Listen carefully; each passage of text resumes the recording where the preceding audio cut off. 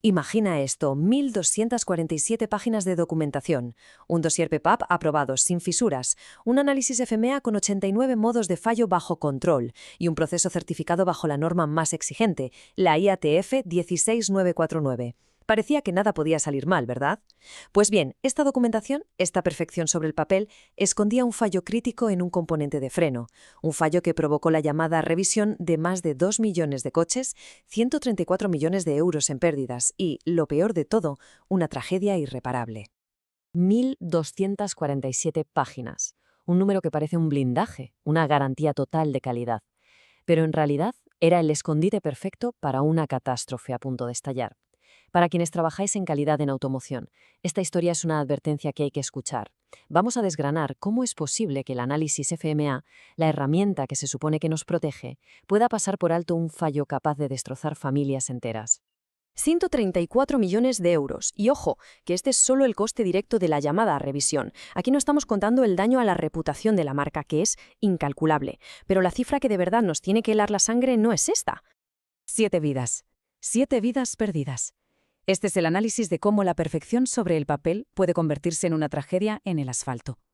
Os aseguro que después de esto, la forma de ver una simple aprobación PPAP va a cambiar para siempre. Bueno, ¿qué vamos a ver en los próximos minutos? Pues vamos a desglosar esta catástrofe paso a paso. Empezaremos con la revolución de la calidad que creó estos documentos, luego nos meteremos de lleno en el fallo sistémico que nadie vio venir, sacaremos lecciones que literalmente salvan vidas y para terminar, descubriremos la traición corporativa que permitió que todo esto ocurriera. Antes de meternos en el desastre, es súper importante entender de dónde vienen estos documentos. ¿Qué es exactamente un PPAP? ¿Y por qué es un requisito que no se puede saltar para ser proveedor de gigantes como BMW, Mercedes o Volkswagen? Para entenderlo, tenemos que viajar a los años 90. La década de los 90 fue un auténtico caos para la calidad en la automoción. La calidad de los proveedores era una lotería, las piezas variaban una barbaridad, los costes de garantía eran astronómicos y las llamadas a revisión por fallos de seguridad estaban destrozando la confianza de la gente. El problema de fondo era que el control de calidad era reactivo, o sea, se arrellaban los problemas cuando ya era tarde, la industria necesitaba un cambio, y lo necesitaba ya. Y la respuesta a esa crisis fue el proceso de aprobación de partes de producción, o como todos lo conocemos, el PPAP. Su filosofía es simple, pero en su momento fue revolucionaria. Tienes que demostrar que tu proceso es capaz de hacer las cosas bien antes de empezar la producción en masa. Es básicamente un pasaporte de fabricación, un documento que le dice al cliente, tranquilo, este proveedor sabe lo que hace y puede producir piezas conformes una y otra vez. Es que el cambio de mentalidad es brutal. Antes del PPAP, el lema era envía primero y ya arreglaremos los problemas después. Una auténtica pesadilla para los fabricantes y para los clientes, claro. Con el PPAP se le dio la vuelta a la tortilla. Ahora es primero demuestras que puedes y luego envías. La calidad ya no depende de una inspección al final de la línea, sino que se asegura desde el propio diseño del proceso. Y el PPAP no es un simple papelito, ¿eh? Es un dossier completísimo con 18 elementos que lo cubren absolutamente todo, desde los planos de diseño hasta los estudios de capacidad del proceso.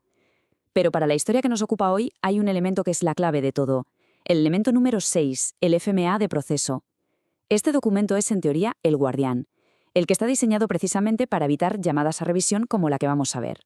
El FMEA, o análisis de modos y efectos de fallo, es el corazón de la calidad preventiva.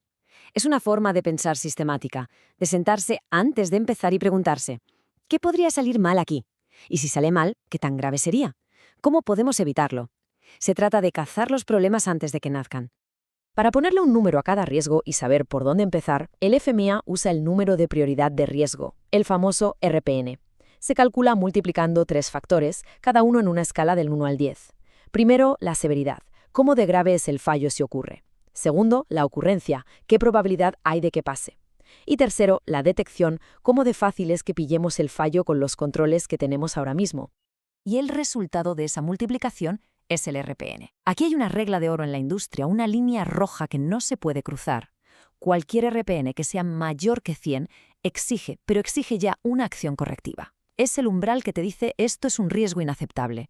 Y justo aquí es donde nuestra historia se tuerce de una manera terrible. Porque vamos a ver un FMEA con todos sus RPNs, en teoría, bajo control, que escondía un fallo absolutamente mortal. Bien, pues vamos al lío. Nos vamos a Alemania, a la sede de Precision Brake Components AG, una empresa con una reputación impecable, de esas de ingeniería alemana de altísima calidad. Producían un componente de seguridad crítico, el módulo de distribución electrónica de la fuerza de frenado, el modelo EBD 9800. Este módulo iba montado en coches de alta gama, como el BMW X5, el Mercedes GLE o el Audi Q7. La empresa, por supuesto, tenía la certificación IATF 16949, la más exigente del sector. Y la capacidad de su proceso, medida con el CPK, era de más de 1,67, un valor excelente que significa que producían piezas casi perfectas, una y otra vez. Sobre el papel, eran el proveedor soñado. La producción arranca, con toda la documentación aprobada y firmada. Pasan 18 meses, un año y medio y todo va como la seda. Cero quejas de clientes, cero reclamaciones en garantía. Un éxito, hasta que en noviembre de 2024 la burbuja explota.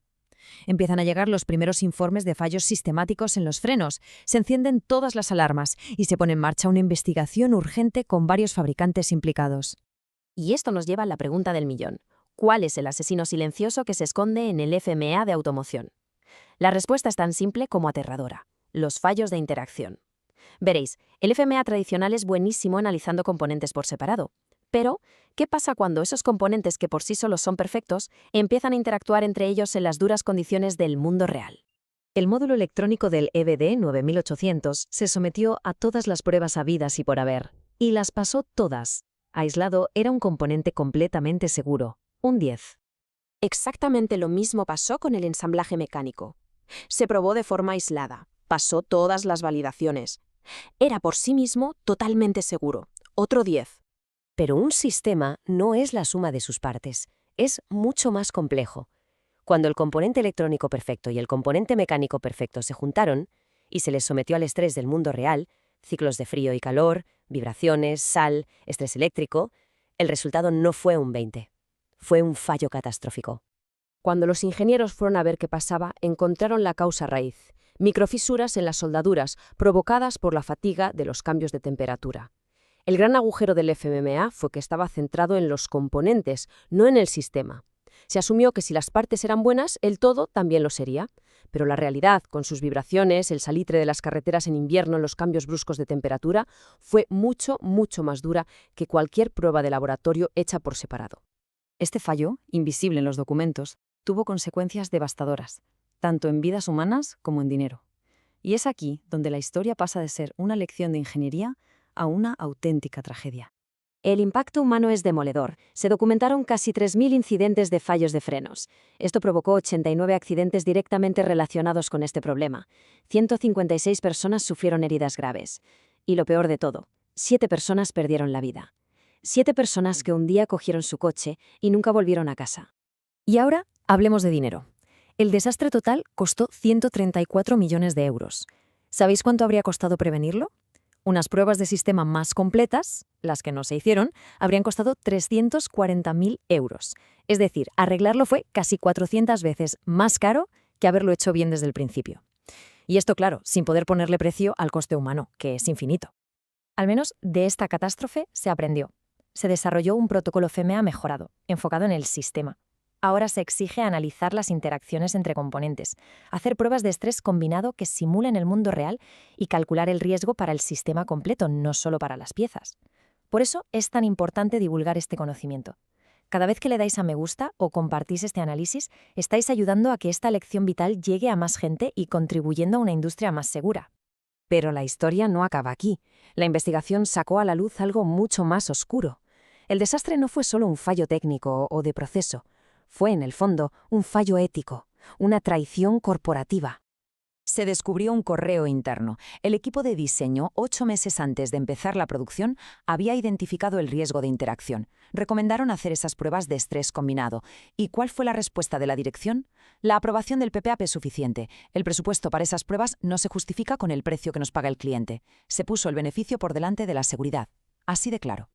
Y así es como una aprobación perfecta escondió un fallo que costó 134 millones de euros y 7 vidas. Este patrón de fallos en la documentación no es exclusivo de la automoción, ni mucho menos. ¿Qué creéis que pasa cuando el problema ya no es un agujero en el proceso, sino directamente un fraude en una certificación aeroespacial? En nuestro próximo análisis, 12.7, vamos a investigar un caso de fraude en una certificación aeroespacial que provocó un desastre de 89 millones de euros. Si esta historia os ha hecho pensar, suscribíos para no perderos nuestros próximos análisis sobre sistemas críticos y, por favor, dejad vuestra opinión en los comentarios porque nos interesa mucho saberlo. ¿Qué os impacta más, los 134 millones de euros perdidos o que 7 familias quedaran destrozadas por un fallo en un documento que se pudo y se debió evitar?